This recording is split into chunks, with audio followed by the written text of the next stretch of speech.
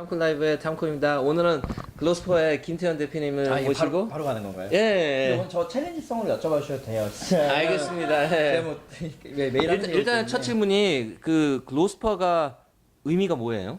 글로스퍼 같은 경우는 글로벌과 트랜스퍼의 확장, 그러니까 그 합성어입니다. 그래서 그럼 FER이네요? 예, 그렇죠. FER입니다. 그래서 이제 전 세계로 우리 기술을 전송시키겠다는 의미에서 아주 포부 있게 이름을 지었습니다. 일단은 저기 김 대표 하면은 사실상 아마 하이콘 뭐 그런 어떤 블록체인보다도 네네. 노원이 아닐까요? 이렇게 제가 느끼기에 왜냐 네. 저도 처음에 입문했을 때 딱 네. 글로스퍼 하면 노원 그리고 처음에 제가 봤었던 네. 그 프레젠테이션도 예. 노원 이거였거든요. 네, 근데 맞습니다. 한번 짧게 걸어오신 길 한번 이렇게 네. 말씀해 주시면 너무 감사할 것 네, 같아요. 알겠습니다. 어디를 보고 하는 게 좋을까요? 그냥 여기 보셔야 되는 네. 거예요. 뭐 저기. 네, 알겠습니다.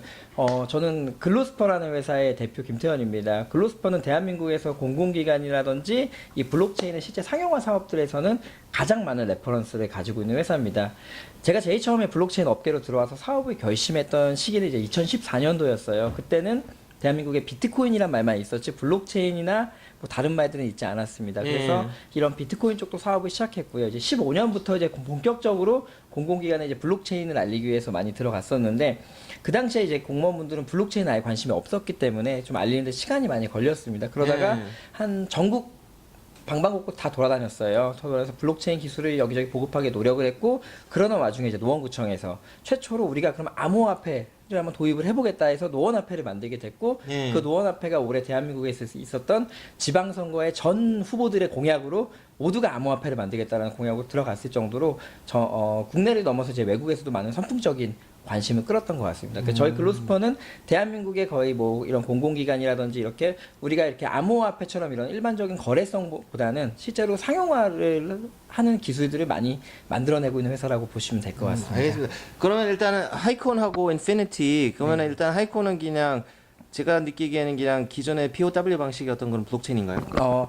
그쵸. 현재는 POW 방식인데 만약에 우리가 스스로 인정할 수 있는 더 좋은 방식이 있다면 저희가 그걸 채택하겠습니다. 그런데 제 스스로 아직까지는 뭐 DPoS라든지 POS라든지 다른 방식은 POW보다는 더 합리적이지 못하다고 생각했기 때문에 저희 하이콘은 POW를 현재 채택하고 있습니다. 그러면 왜냐하면 POW는 가장 큰 문제가 이제 뭐 어떤 electricity 전기라든지 네. 뭐 그다음에 비싼 fee라든지 그에 따라서 동반되는 네. 그다음에 뭐 이제 어쨌든 간에 그래도 이제 그 어떤 컨센서스 빌딩 중에서는 가장 뭐 그렇죠. 제일 낫지 않냐. 예. 왜냐하면 POS는 이제 뭐 델리게이션 시키든 이렇게 네. 하면 이게 아무래도 치중될 수밖에 없으니까. 네. 그죠? 근데 그에 네. 반해서 또 뭐지 이렇게 POW가 아까 말씀드린 것처럼 또 나쁜 점이 있고 그러니까 그건 해결이 돼야 되는데 네. 그래서 나온 게 이제 인피니티인가요? 네, 그러니까 인피니티 프로젝트 자체는 사실은 이제 블록체인이라는 게 우리가 일반적으로 말을 했을 때 블록체인 너무 듣기가 어렵습니다. 그리고 눈으로 보여줄 수도 없는 기술이고 그러니까 우리 지금 모두가 연구를 하고 있는 것 같아요. 그런데 연구만 해서는 우리가 전 세계 블록체인 기술을 확산시킬 수 없기 때문에 우리가 블록체인 기술을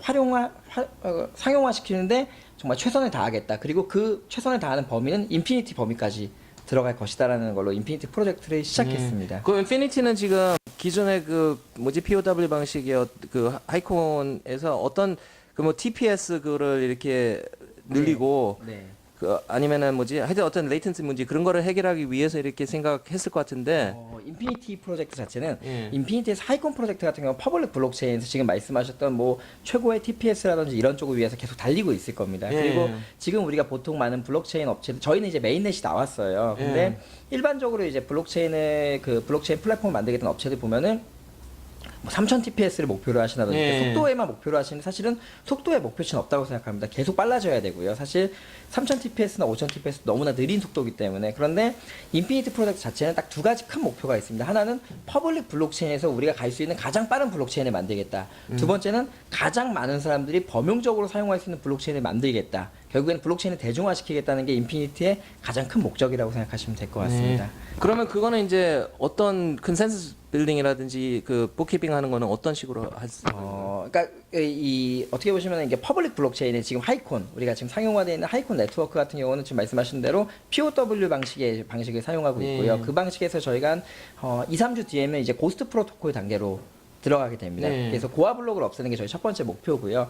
고화 블록을 없애는 과정에서 조금 더 빨라지기는 하겠죠. 그리고 나서 그 고스트 프로토콜이 안정화됐다고 판단을 했을 때 저희는 드디어 이제 스펙터 단계로 접어들게 됩니다. 그래서 가장 그 가장 안전하면서도 빠른 블록체인을 저희가 빌딩하는 게 지금 현재 하이콘의 목표고요. 예. 또 두 번째로는 하이콘 프라이빗 저희가 이제 조금 아마 여기서 최초로 밝히게 되는 것 같은데 저희가 엔터프라이즈 버전의 하이콘이 조금 있으면 아마 이제 오픈이 되게 될 겁니다. 이 예. 부분은 하이콘을 통해서 이제 프라이빗 블록체인 프로젝트에 들어가게 되는 겁니다. 그러니까 예. 이 경우에는 저희가 이 커스터마이징해서 일반적으로 뭐 POW 방식이 될 수도 있지만 POS 방식이 될 수도 있고 DPoA 방식, DPoS 방식 그러니까 공공기관이나 이런 클라이언트들이 원하는 니즈대로 저희가 이 커스터마이징을 해주는 쪽의 프로젝트를 시작을 할 겁니다. 그리고 많은 개발자들이 참여할 수가 있을 거고요. 그런데 중요한 게 지금 이제 보통 우리가 많이들 알고 있는데 뭐 스마트 컨트랙트라는 단어에 우리가 너무 구속이 돼 있는 것 같아요. 그래서 물론 하이콘 엔터프라이즈 버전에는 스마트 컨트랙트도 추가가 될 예정이지만 그 전에 가장 중요한 것들은 사실은 일반적으로 이제 스마트 컨트랙트가 아니고 뭐 펑션이라든지 이런 부분에서 충분히 컨센서스를 처리할 수가 있거든요. 그런 식으로 이제 너무 이렇게 한쪽 그러니까 블록체인과 스마트 컨트랙트에 사로잡히지 않게 일반 대중들이 많이 참가하고 개발자들이 많이 참가할 수 있게 만드는 게 바로 엔터프라이즈 프라이빗 블록체인 버전이라고 생각하시면 될 것 같습니다. 근데 엔터프라이즈면은 그건 다 기업들이 참가하는 거 아닌가요? 일반적으로 이제 기업들이 참가를 많이 하게 될 텐데, 근데 일반 개발자들도 많이 참가를 하게 될 겁니다. 근데 보통 이제 유행처럼 번져나가게 된 게, 뭐 이더리움도 마찬가지고요. 이게 보통 우리가 그러면은 퍼블릭 방향으로 가는 것들은 그냥 이더리움이나 하이콘이라고 하면 되는데, 기업형이나 아니면 이런 상용화, 아니면 프라이빗 쪽으로 가는 것들은 보통 다 엔터프라이즈를 앞에 붙이더라고요. 그래서 이름이 확정되지는 않았지만 지금까지 나온 얘기는 엔터프라이즈 하이콘 플랫폼. 이라고 저희가 일단 가칭을 정했습니다. 근데 그 엔터프라이즈 버전 같은 경우는 사실상 이제 어떤 산업별이라든지 이렇게 나눠서 이렇게 독립적으로 좀 이렇게 셋업하는 그런 방식이 되겠네요. 네. 하나 통일된 그건 있을 수 없을 것 같은데. 제 생각에는. 그렇죠. 완전히 전부 다 틀려지겠죠. 네. 예, 근데 가장 중요한 게 지금 온체인, 오프체인에 대한 이슈도 결국에는 우리가 퍼블릭 블록체인 현 단계에서 빠르게 빠르게 산업에 적용시키기 위해서는 속도의 이슈가 존재합니다. 그런 것들을 해결하기 위해서 이제 많은 시도들이 있는데요. 근데 저희 하이콘은 사실 이 프라이빗 쪽에서 상당히 큰 강점을 가지고 있는 게 이미 상용화된 프로젝트들이 있습니다. 노원구청의 노원화폐를 저희가 상용화시켰죠. 그리고 영등포구청에는 제한평가 시스템이라는 게 들어가 있습니다. 그리고 대구 영산시는 헬스케어 프로젝트를 저희가 도입을 시켰어요. 그리고 정부 시범사업 6대 과제도 들어가 있고요. 이런 식으로 저희가 한 22개 정도 프로젝트들이 이미 도입시키던지 아니면 도입 중에 있습니다. 이 얘기는 어떤 거냐면요. 연구만 가지고 우리가 실험을 안 해보고 연구만 가지고 이게 온오프 체인이나 아니면 샤딩의 완성 단계가 됐다 뭐 이런 식의 말을 할 수는 없을 겁니다. 그러니까 저희가 만드는 프로젝트, 저희가 시도하는 프로젝트는 백서를 가지고 현실적으로 한번 상용화 시켜볼 수 있는 그런 패키지들을 가지고 있다. 그렇게 생각하시면 될 것 같습니다. 그러면 하이콘이 지금 그게 결과적으로는 스마트 컨트랙이 네. 가능한 거죠? 스마트 컨트랙트 버전도 있을 거고요. 네. 지금은 없어요? 지금은 없습니다. 아. 예.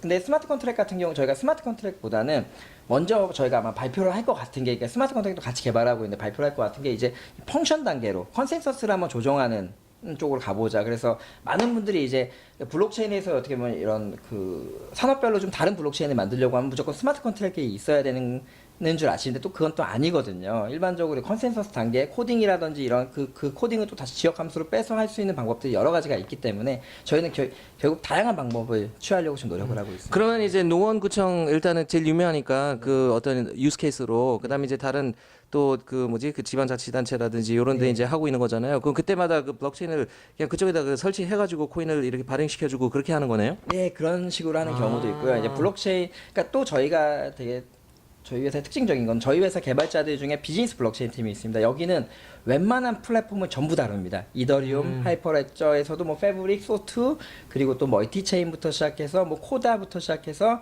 뭐 경쟁사라고 할 수 있는 플랫폼들까지 저희는 모두 다 다룰 수 있어요. 그러니까 저희 팀 입장에서는 상용화 프로젝트가 들어왔을 때 어떤 기술이 최적인가 를 다루고 있고요. 이거의 하이콘의 연관 가능성은 어떤 거냐면요. 다양한 프로젝트를 실제 다뤄봐야 됩니다. 프로젝트 납품을 해보고 정말 미드웨어도 만들어보고 SDK도 만들어 봐야지 하이콘 온체인과 어떻게 연결시킬 건지 그리고 가장 중요한 거는 연결시키는 게 아니고 우리가 왜 연결시켜야 되는지에 대한 그 결과값을 정확하게 도출해낼 수가 있기 때문에 그런 쪽으로 저희가 많이 프로젝트들을 하고 있습니다. 그럼 일단은 이렇게 발전하는 방향을 에thereum처럼 그렇게 잡고 계신 건 아니네요?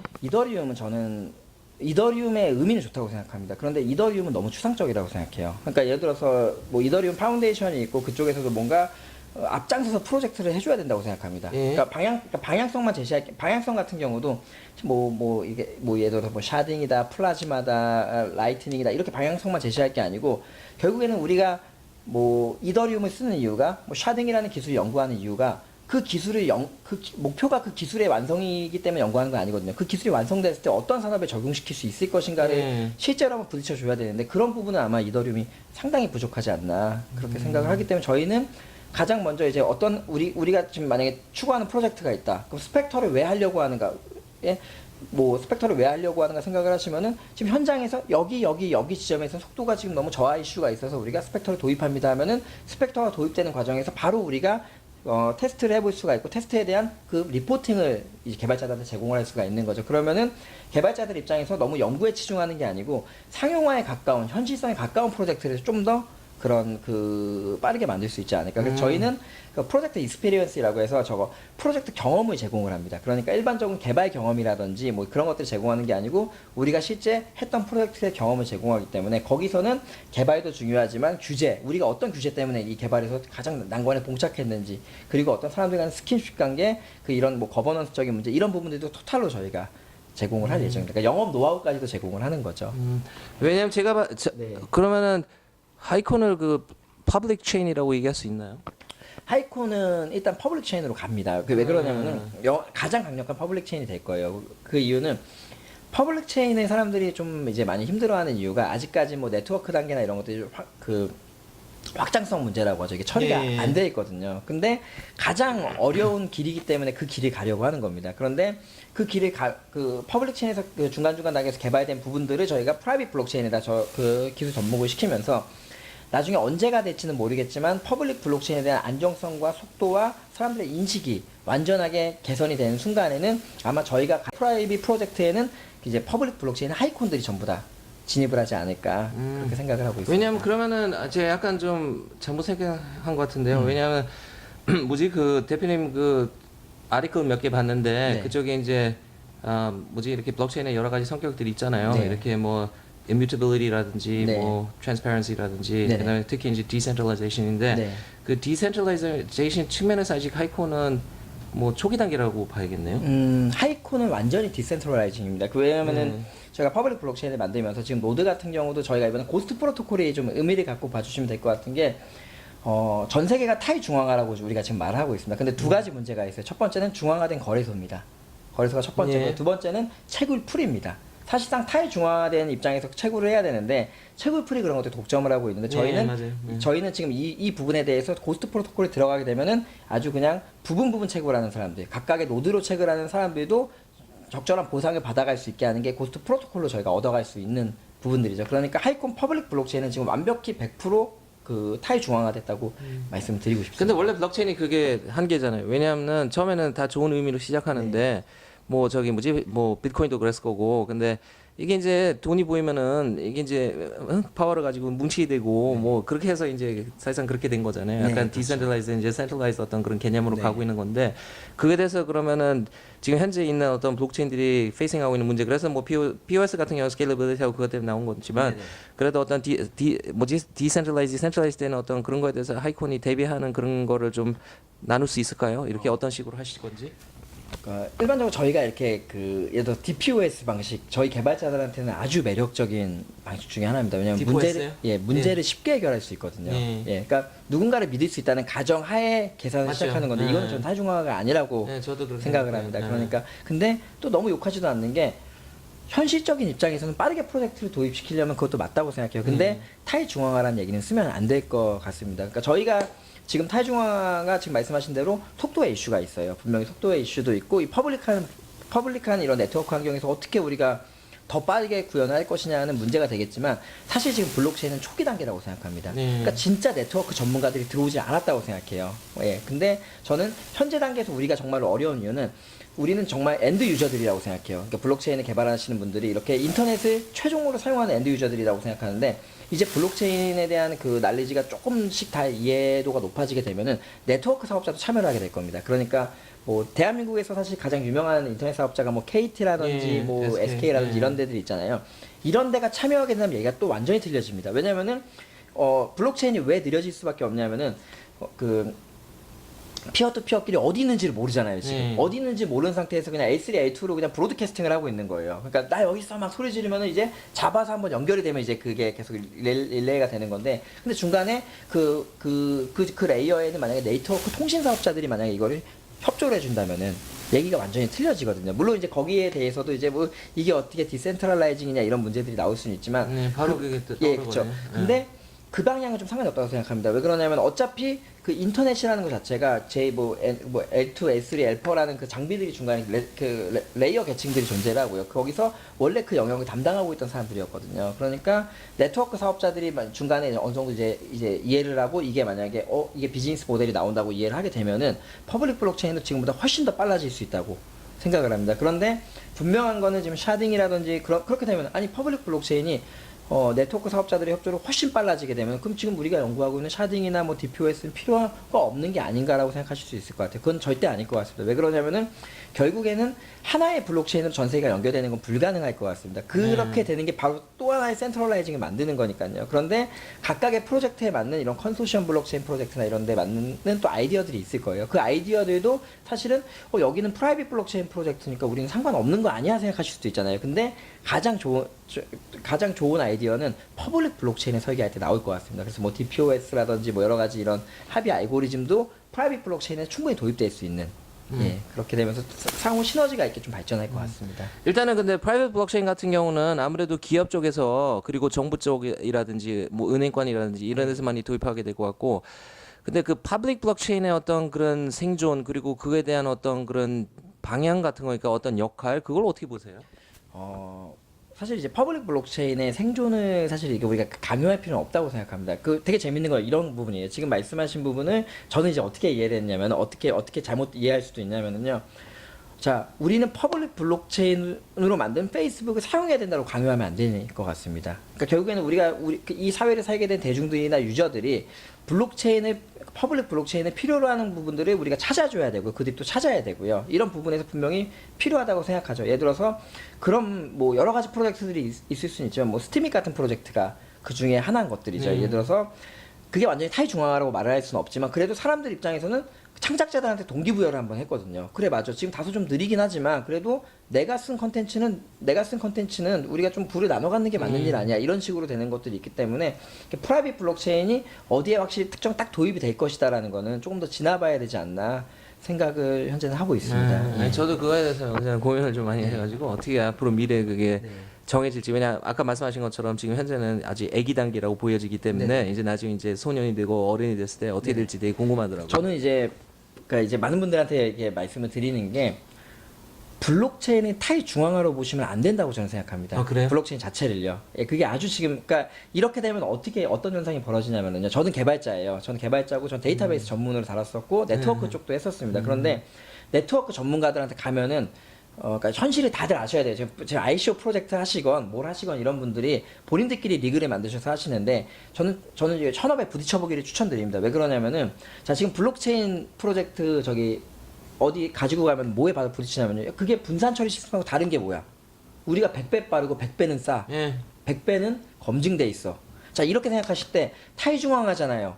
분산 원장이 이제 아무 소용이 없습니다. 근데 블록체인의 가장 중요한 속성은, 전에 데이터베이스는 저장소 역할을 했습니다. 그러니까 누군가가 인위적으로 계산을 해주고요. 그 계산 결과를 신뢰하던 안 하던 믿고 저장을 해야 되는 거였죠. 근데 지금 블록체인은 그게 아니잖아요. 컨센서스라는 게 있는 거예요. 데이터베이스가 생각을 하고 있어요. 그래서 들어오는 데이터에 대해서 그 믿는 게 아니고요. 내 스스로가 연산하는 겁니다. 그 연산하는 거를 또 다른 데이터베이스와 맞춰보는 거고요. 이게 블록체인의 가장 큰 중요한 부분이기 때문에, 뭐 퍼블릭 블록체인이나 프라이빗 블록체인이나 보통 이제 말씀하실 때 그렇게 되면 타이중앙화 아니지 않느냐 하는 거는, 타이중앙화의 아주 기초적인 애기 수준을 가지고 우리가 논하는 거고요. 실제 프로젝트에 들어가서 우리가 블록체인의 필요성을 얘기하려면은 바로 스스로 연산하는, 그 데이터베이스가 스스로 연산하는 그 기능이 바로 블록체인의 가장 큰 장점입니다. 라는 말씀을 제가 많이 드리는 것 같아요. 그리고 솔직히 그래서 저도 인터뷰를 많이 하는데, 사실상 그 IC 프로젝트 중에서 아주 좋은 것들도 많지만 근데 많은 경우 솔직히 그 어떤 블록체인 바이탈리티라고 저희가 하잖아요. 그 측면에서 사실상 이게 진짜 어떤 그런 디센트럴라이즈드 된 컨센서스 시스템을 베이스로 해서 꼭 그렇게 객관성을 부여를 해야 될 필요가 있는지 이거를 상당히 저는 중요하다고 생각하거든요. 근데 그거를 미싱을 많이 하는 것 같아요. 솔직히 그냥 너무 토큰 이카노미에만 이렇게 치중을 해가지고 그냥 토큰을 주니까 얼마나 좋겠어 이게 이런 식으로 하니까 솔직히 이거는 제 생각은 언제나 블록체인 훨씬 포텐셜이 강하다고 저는 생각하는데 네. 이건 참 이렇게 언더 유틸라이징 한다 그런 생각을 맨날 하거든요. 네. 저 같은 경우는. 그 사실 이제 그 요즘 나오는 프로젝트들 중에 저는 이제 뭐 이게 아마 뭐 전 세계 같이 보시는 방송이 되겠지만 대한민국의 상황을 좀 말씀을 드리고 싶은 게 나오는 프로젝트 중에 99%는 ICO랑 블록체인이 필요 없는 프로젝트들이 대부분입니다. 있으면은 나쁘진 않은데 좋을 것도 없는 프로젝트들이 대부분이죠. 그런데 이제 다른 한편으로 봤을 때는 약간 좀 이제 우리의 한국의 정서적인 상황을 봤을 때는 벤처 기업들이나 청년 창업자들이 얼마나 화가 났으면 얼마나 길이 없었으면은 이쪽으로 나올까라는 생각도 또 반면으로 해요. 그러니까 정부에서는 사실 이런 부분들을 한 번 더 생각해 주실 필요가 없어요. 그러니까 생각해 주실 필요가 있다는 게 제 생각이고요. 블록체인으로 무언가 만들겠다고 한 거는 사실은 이제 보통 요즘 ICO 나오는 게 그렇잖아요. 만들겠다는 애들. 만들겠다는 애들. 근데 메인넷은 뭐 한 내후년 나오고 나왔는데 소스 코드는 공개 안 하고 있고 뭐 이런 친구들. 뭐 물론 각각의 사정이 있으니까 뭐 비난하지 않겠습니다. 그리고 두 번째는 만들겠다는 애들이 나와서 다 말아먹으니까 이제는 투자자들이 투자를 안 하잖아요. 근데 이제 어떤 애들이 나오기 시작했냐면은 망했던 사업 들고 다시 나오는 애들. 보통 리버스 ICO라고 하죠. 보통 그러니까 저는 되게 직설적으로 말씀드리고 싶어요. 망했던 사업 들고 다시 나오는 ICO들이 막 등장을 하고 있습니다. 그런데 처음에는 와 그래 맞아 우리가 만들겠다는 사람들 믿지 말고 만들어 본 사람들 믿자 하고 이제 사람들이 막 가기 시작했어요. 가기 시작했는데 또 이제 지금 어떻게 됐냐면은 사람들이 인지를 한 거예요. 맞아. 저거 어차피 안 됐었던 거잖아. 근데 우리가 간판만 믿고 들어왔네 하다 보니까 사람들이 또 되게 ICO 투자에 대한 그 거부감이 생기기 시작했어요. 근데 많은 분들이 착각하시는 게 이겁니다. 지금 ICO 시장이 겨울이다. ICO 시장에 자금이 없다라고 하시는데 그거 저는 정말 심하게 말씀드려서 헛소리라고 생각합니다. 왜 그러냐면요. 지금 며칠 전에도 대한민국 뉴스에 나왔었습니다. 지금 시장에서 놀고 있는 돈이 1,100조가 놀고 있대요. 어디 갈 데 없는 투자 처리 못 찾은 돈들이요. 그 얘기는 ICO에 자금이 안 들어온 게 아니고요. ICO에 투자할 만큼의 매력적인 아이템이 없다는 게 지금 그 상황인 것 같아요.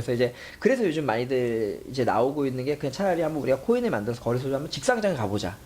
왜냐면은 분명히 근데 그것도 말이 되는 게 IEO라는 게 요즘 한국에서 많이들 얘기 나오고 있잖아요. 근데 그것도 이렇게 생각을 해보면은 맞는 말인 것 같고 또 자각을 해야 돼요. 왜 그러냐면은 내가 백서에서 자신있게 해서 ICO를 모금할 정도의 사람들이라면은 IEO는 왜 못하겠어요? 코인이 0원에서 시작하더라도 내가 지금 가치를 보여주면서 그 가치를 끌어올리겠다는 부분도 있기 때문에 그 여러 가지들이 산재했지만 현재 단계에서 이제 ICO가 요즘 또 많이 사라지고 있는 것 같아요. 많이 사라지고 있는 것 같고 또 ICO를 혹시 준비하시는 분들이 있으시다면은 두 가지를 좀 해주셨으면 좋을 것 같아요. 그러니까 뭐냐면은 혹시 결혼하신 분들이라면은 내가 지금 만든 아이템을 당장 우리 자식한테 한번 거부감 없이 사용할 수 있게 하겠는가?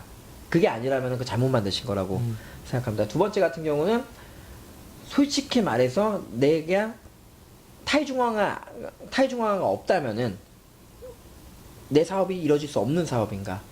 그 두 가지 관점에서 보셔서 ICO를 설계하시면은 훨씬 그래도 좀 합리적인 ICO가 나오지 않을까. 아니 완전히 동감하는 게 저도 이제 ICO 프로젝트하고 뭐 원래 개인적으로도 알고 그다음에 이제 인터뷰를 많이 하는데 사실상 뭐 언제나 제일 중요한 게 만약 투자를 받고 싶다 그러면은 진짜 그건 것 같아요. 진심으로 진짜로 내가 나의 모든 어떤 브레인 파워를 이용해가지고 내가 생각해봤을 때 이게 진짜 현실적이고 이게 make sense 한지 그럼 내가 돈을 진짜로 내가 갖고 있는 걸 다 집어넣을 수 있는지 그렇게 하면 전 나오더라고요 대답이. 근데 말씀하신 건 또 한국에만 이렇게